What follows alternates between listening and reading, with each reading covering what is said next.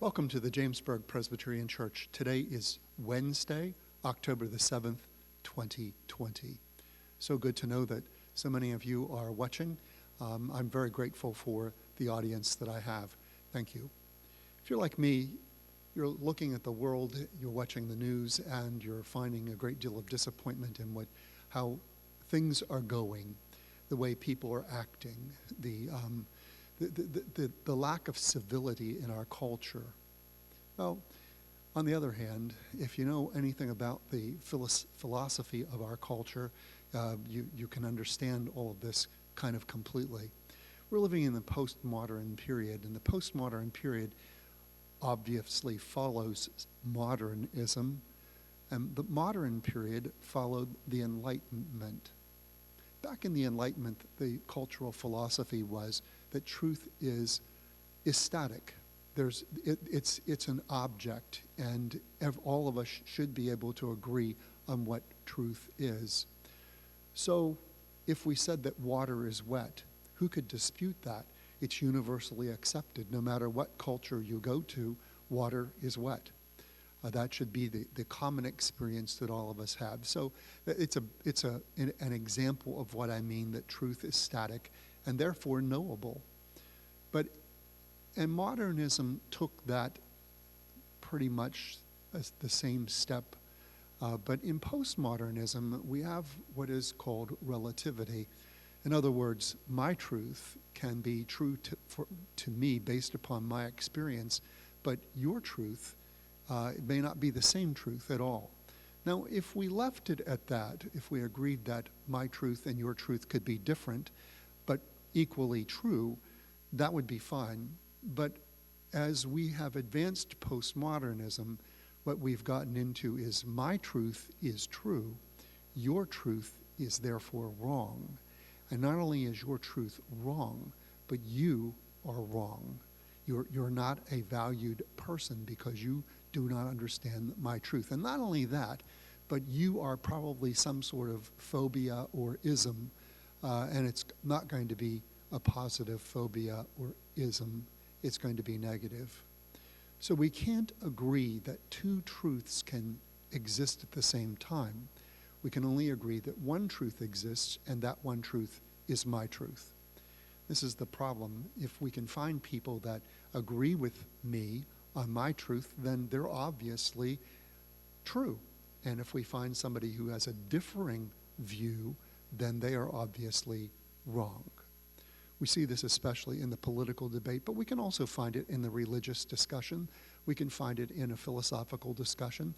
We could even say that what I'm saying about postmodernism is wrong.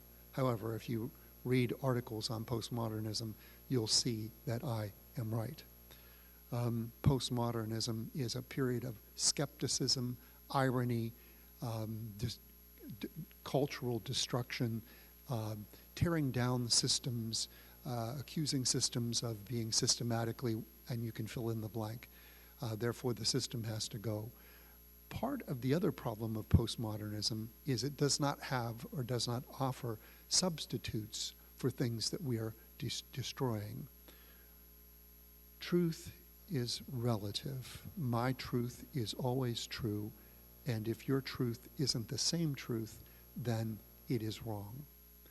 I want to show you an illustration of how that philosophical statement is wrong. I have a deck of cards here, and I'm going to show you the deck of cards. Matter of fact, I'm going to come a little closer to the camera so you can see them. And as you can see, the deck of cards is blank. So I'm showing you my truth. My truth is that there is no printing on these cards. None. And we would think that this could be a universally accepted thing. Your experience of this deck of cards is that they are blank. No matter where I go into the deck, the cards are blank. I can spread the cards like so and show you both sides, and the cards are blank. That is our common experience. However, the cards have never left my hand. Is that really the truth about this deck? Or are they in fact printed? See, both sides are printed. And I can riffle through the deck and show you that in fact the cards are printed. This is a truth. And now you are experiencing that truth. The truth of the matter is all of the cards are printed.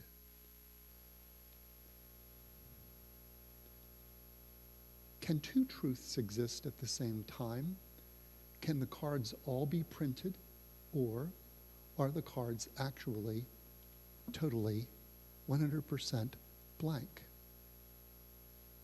The reality is that truth is a complicated thing.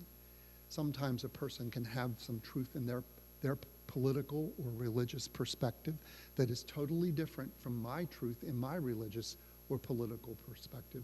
Our philosophies can be different, but that doesn't mean that the other person's philosophy is wrong. I just showed you how two truths can exist side by side at the same time and both be true, depending upon which truth we want to embrace. Were the cards printed or are the cards blank? You get to pick. What I'm suggesting is that our culture needs to return to a kind of civility.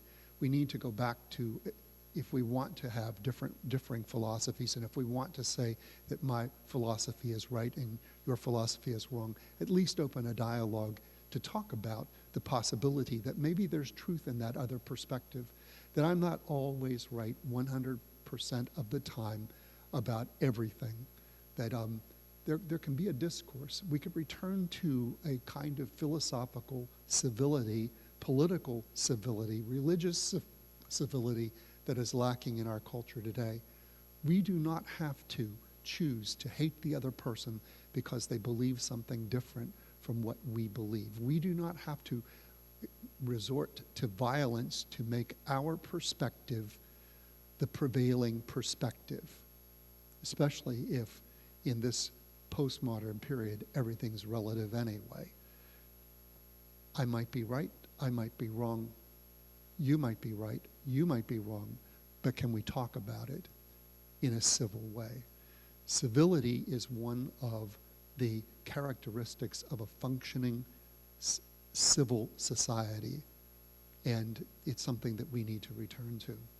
So as you embrace people in your life, as you encounter people in your worlds, in your sphere of influence, maybe the starting point for civility is what you choose to do, how you choose to treat the other person. Incidentally, this is a characteristic of a Christian, treating the other person as we would have them treat us, loving our neighbor as ourselves. And if you listened to the Bible study yesterday from the parable of the Good Samaritan, you will know that love is a three-pronged thing: loving God, loving neighbor, loving ourselves. You can't be a Christian unless you have that kind of love. And part of that love is exemplified through our civil behavior with one another. Think about that as you live your lives this week, how you will show civility in your living. Thank you very much for watching today. I hope this gives you cause for thought. I also would invite all of you to attend church virtually or in person this coming Sunday at 11 o'clock. We will live stream our service on Facebook and then later on upload it onto YouTube. And I hope that you will catch one of those opportunities. Thank you very much. Stay safe, stay well. God bless you. Goodbye.